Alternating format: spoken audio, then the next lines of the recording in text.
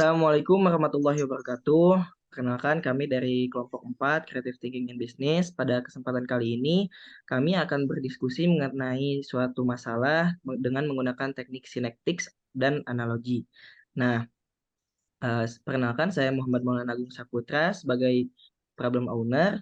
Lalu ada Dayu Israki sebagai group leader dan juga ada Rifna, Ayu, dan juga Gina sebagai group resources. Nah, pada kesempatan kali ini, masalah yang akan kami bahas adalah kecanduan gadget dan problem statementnya dari saya sebagai problem owner adalah bagaimana caranya agar orang tua mampu mendidik anaknya untuk menggunakan gadget secara bijak. Dan harapan saya selaku problem owner, setelah diskusi kali ini, saya berharap ada cara yang efektif dalam mengurangi adiksi dalam penggunaan gadget oleh anak-anak dan juga remaja.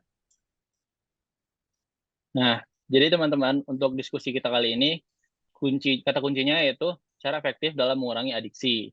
Nah, untuk analoginya seperti kayak kecanduan gadget itu sama kayak seseorang yang terlalu bucin.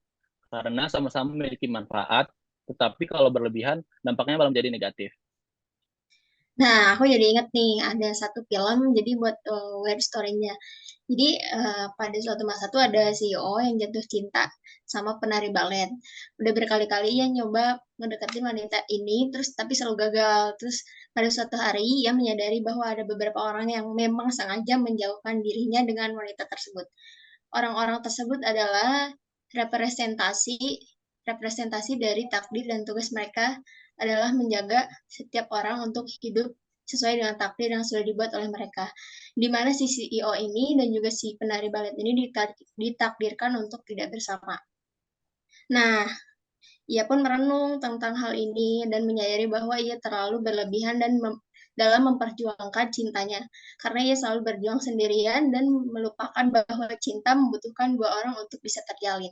Nah, pada akhirnya ia pun menjelaskan semua yang ia ketahui kepada si penari balet ini. Walaupun awalnya menolak, tapi pada akhirnya si penari memutuskan untuk selalu bersama dengan si CEO ini, apapun yang terjadi. Nah, berkat kegigihan dari kedua pasangan ini, orang-orang yang merupakan representasi dari takdir ini pun menyerah dan membuat aturan baru, yaitu siapapun yang berusaha secara sungguh-sungguh untuk merubah hidupnya menjadi lebih baik, maka mereka akan mampu menentukan takdirnya sendiri tanpa bergantung pada orang lain. Nah, ini bisa jadi answer solusinya, guys. Nah, buat forfeit dari cerita di atas tuh, anak-anak masih belum dapat membedakan mana yang baik dan yang salah dengan benar. Terus kadang juga mereka nyontoh orang-orang di sekelilingnya dalam berperilaku. Jadi tuh peran orang tua penting banget dalam mengatasi kecanduan gadget pada anak. Hal ini bisa diatasi dengan memberikan aturan tentang penggunaan gadget walaupun dengan sedikit paksaan.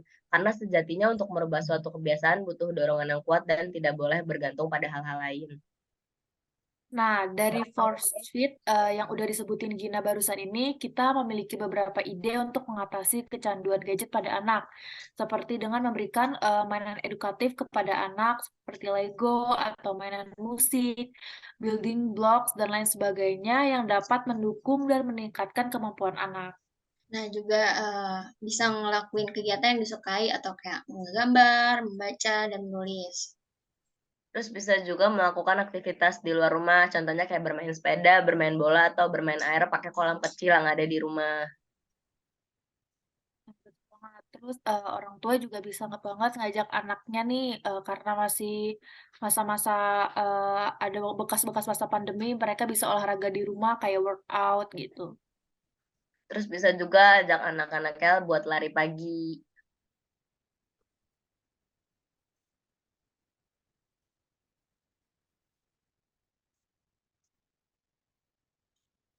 Mau di mute. Setelah selain hal-hal yang tadi udah disebutin sama teman-teman, ada hal lain juga yang bisa dilakukan yang sama-sama positif seperti ngajarin anaknya beribadah, lalu berbagi kepada sesama dan lain sebagainya. Tapi dengan sedikit paksaan karena sebagaimana kita tahu anak-anak dan remaja ini kalau nggak dipaksa dia agak sulit gitu untuk melakukan sesuatu. Jadi jangan takut anaknya marah ataupun kesel karena apa yang kita lakukan itu untuk kebaikan mereka sendiri supaya terhindar dari kecanduan gadget. Nah, Dan setelah itu values dari ide-ide kita ini setidaknya ada 2 poin. Yang pertama, membantu meningkatkan keterampilan kognitif dan koordinasi tangan dan mata anak dan juga remaja. Karena mainan-mainan seperti Lego dan juga pembiasaan olahraga itu sangat berpengaruh sekali ya pada tingkat kognitif dan juga koordinasi tubuh anak dan remaja. Yang kedua, meningkatkan rasa peduli kepada sesama dan juga belajar bertanggung jawab. Karena dengan ngajarin anak beribadah, berbagi kepada sesama, mereka jadi tahu apa tanggung jawab mereka sebagai anak dan remaja, dan juga bisa sadar bahwa kecanduan gadget itu sama aja kayak bertanggung jawab atas kesehatan diri mereka sendiri. Oke, jadi dari diskusi kita kali ini, concern-nya yaitu bagaimana sih cara supaya anak dapat menggunakan gadget dengan sesuai dengan umur dan kegunaannya. Nah, berdasarkan concern yang disebutin Dayu tadi tuh ada beberapa improvement yang bisa kita lakukan, kayak pertama tuh tidak mengenalkan gadget di usia anak yang dini. Jadi kasih gadget pada anak di usia yang emang udah membutuhkan, emang usia yang tepat. Nah, ya, betul banget. Selain itu, kita juga bisa menetapkan waktu penggunaan gadget pada anak, misalnya dikasihnya setiap weekend dengan maksimal waktu 1-2 jam. Terus sebagai orang tua juga tuh harus ngasih contoh penggunaan gadget yang baik dan benar pada anak. Misalkan nggak main gadget di depan anak, karena anak kan bakal nyontohin juga tuh. Iya. Nah, yang terakhir tuh orang tua juga bisa menambahkan aktivitas fisik pada anak, seperti ngajak tadi yang dibilangin ngajak jalan kaki di pagi hari atau belajar untuk mandiri. Misalkan anak dibiarin buat bantu bersih-bersih, nyapu, ngepel atau berkebun dan memperdalam hobi anak. Nah, terima kasih teman-teman atas pendapat yang kalian berikan, sudah sangat baik dan benar. Terus gimana Ul, menurut kamu sebagai problem owner-nya? Apakah sudah cukup atau belum?